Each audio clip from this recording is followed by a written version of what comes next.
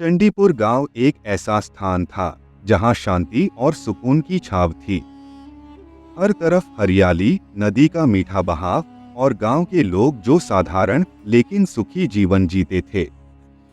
यह गांव बाहर की दुनिया से अलग और अजीबोगरीब था, क्योंकि यहाँ का रहन-सहन हमेशा से एक रहस्य के घेरे में रहा था।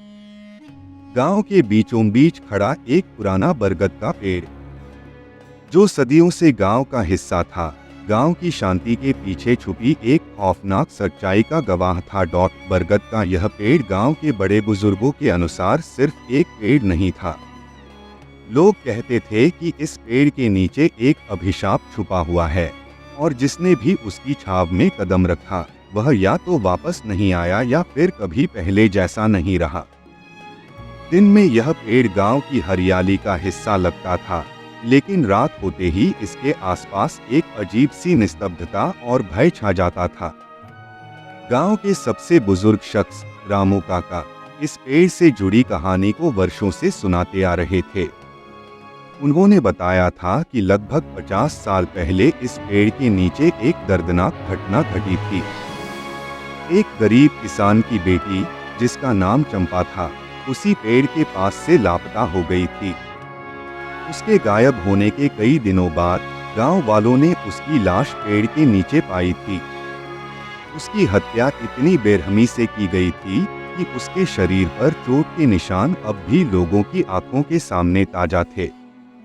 चंपा की मौत के बाद से ही लोगों का मानना था कि उसकी आत्मा अब भी उस पेड़ के आसपास भटक रही है, और रात होते ही वह बदला लेने के लिए लौटती है।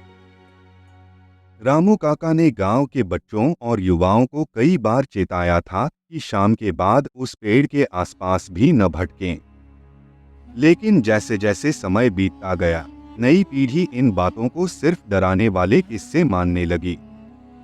राजू भी उन्हीं युवाओं में से एक था, जिसे इन कहानियों पर बिल्कुल भी विश्वास नहीं था।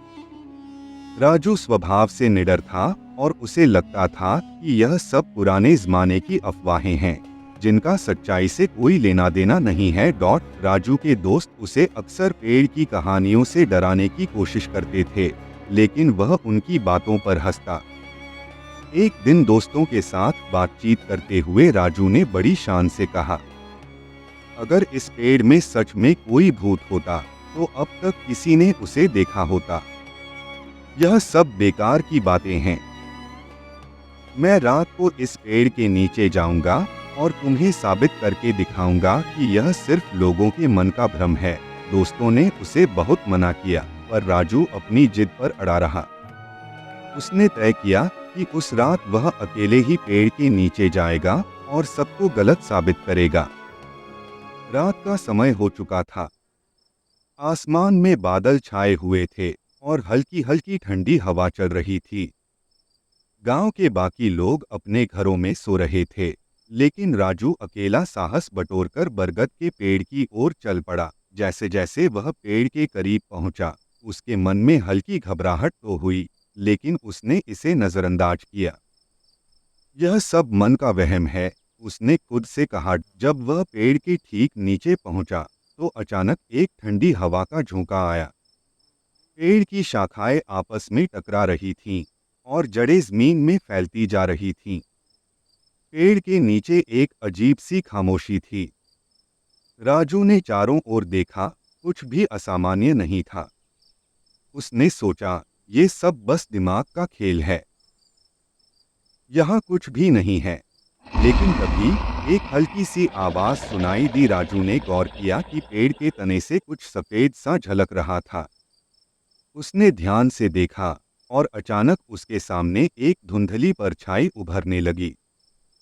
धीरे धीरे वह परछाई एक युवती की आकृति में बदलने लगी।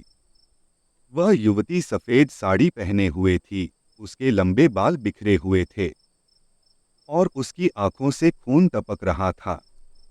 उसके चेहरे पर एक दर्द और गुस्से की झलक थी। राजू का दिल तेजी से धड़कने लगा। वह युवती धीरे धीरे उसकी ओर बढ़ने लगी। राजू की सांसें रुकने लगीं, उसका शरीर जैसे जकड़ गया था। वह चाहकर भी हिल नहीं पा रहा था। युवती ने अपने ठंडे हाथ उसके गले पर रखे और उसकी आंखों में गुस्से की आग जल रही थी। राजू की आंखों के सामने अंधेरा छाने लगा और वह बेहोश होकर वहीं गिर पड़ा। सुबह हुई तो गांव के कुछ लोग जब वहां से गुजर रहे थे, उन्होंने राजू को बेहोशी की हालत में पेड़ के नीचे पड़ा देखा। उसके चेहरे पर गहरा डर और गले पर अजीब निशान थे। गांव वालों ने उसे उठाया और घर ले गए, लेकिन जब उसे होश आया तो उसने किसी से कुछ नहीं कहा। उसका चेहरा पीला पड़ गया था और उसकी आंखों में एक स्थायी डर बैठ चुका था।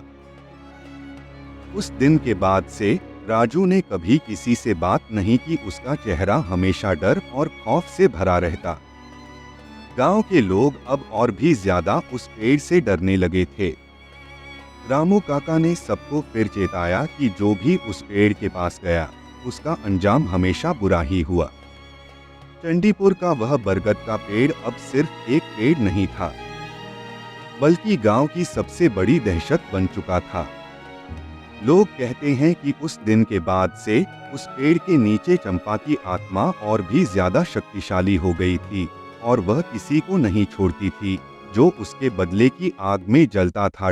यह कहानी अब सिर्फ एक लोक कथा नहीं रही, बल्कि चंडीपुर के लोग इसे अपनी आंखों से देख चुके थे और उस बरगद के पेड़ के नीचे छिपी इस भयानक सच्चाई ने पूरे गांव को हमेशा के लिए बदल दिया था।